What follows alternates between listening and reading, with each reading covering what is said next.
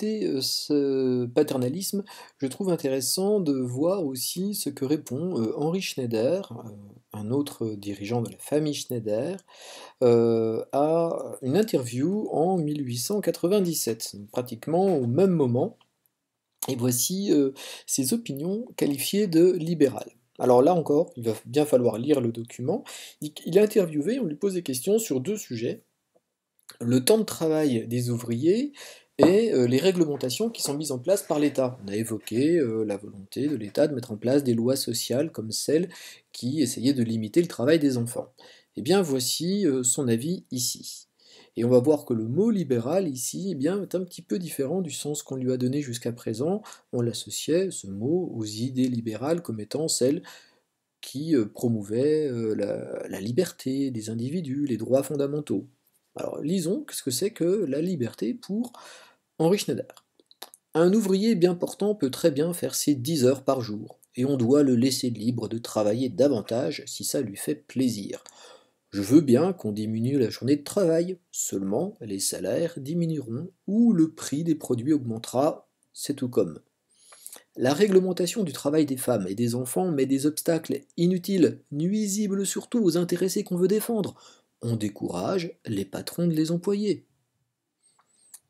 Alors, à travers ce petit extrait, eh bien, on voit clairement quelles sont les idées de Henri Schneider.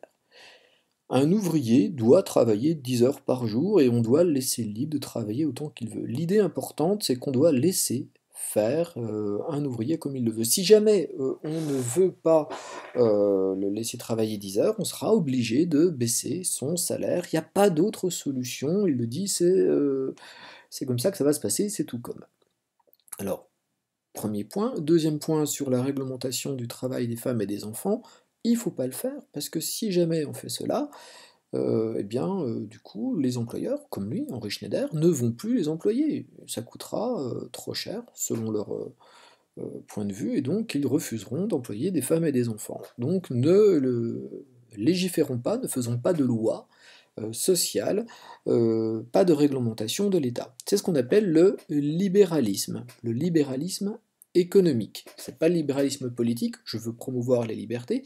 Le libéralisme économique, c'est on va laisser faire l'économie, on va laisser faire les entreprises et laisser fonctionner une loi qu'on appelle la loi du marché. Alors qu'est-ce que c'est que la loi du marché? Je vais vous mettre un petit schéma pour expliquer comment ça fonctionne. Eh bien, c'est une loi qui va dépendre de l'offre et de la demande pour fixer soit les prix, soit les salaires. Alors, prenons l'exemple des salaires.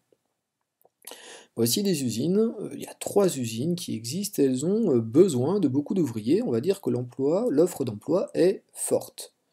Or, je n'ai que 3 ouvriers, la demande de travail est faible.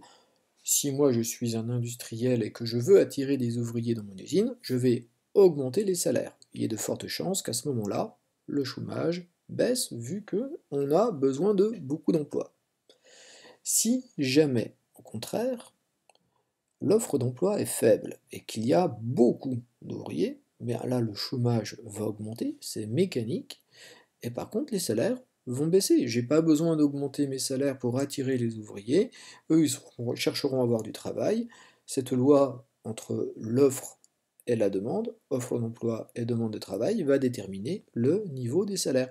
Et il ne faut pas réglementer cela, parce que dans l'esprit d'un homme comme Henri Schneider, si on réglemente, eh bien, si on rajoute une règle, on va désorganiser cette loi de l'offre et de la demande. Alors, je vais vous donner un autre exemple de la loi de l'offre et de la demande. Je mets en vente mon téléphone portable. On va imaginer que c'est le dernier téléphone portable sorti d'une grande marque, hyper performant. Si je demande qui est intéressé pour acheter ce téléphone qui a des performances inégalables, avec un grand écran, on peut faire plein de jeux dessous et tout, il est extraordinaire, bah vous allez me dire, il y a peut-être beaucoup de gens qui voudront l'acheter. Après, si il y a peu de gens qui veulent acheter un produit que je mets en vente, je sais pas, je vais mettre en vente une règle en plastique que j'ai ramassée sur un des bureaux de la salle 5, ben, je suis pas sûr qu'il y aura beaucoup de gens qui vont l'acheter. Si je veux pouvoir vendre cette règle en plastique, je vais être obligé de baisser son prix. Je pourrais pas la vendre au même prix que le téléphone de tout à l'heure. En fait, les prix sont toujours fonction de l'offre qui est faite, est-ce qu'il y a beaucoup de produits qui sont offerts, et de la demande qui est faite, est-ce qu'il y a beaucoup de gens qui en veulent, ou est-ce qu'il n'y a pas beaucoup de gens qui en veulent. Alors, résumons simplement,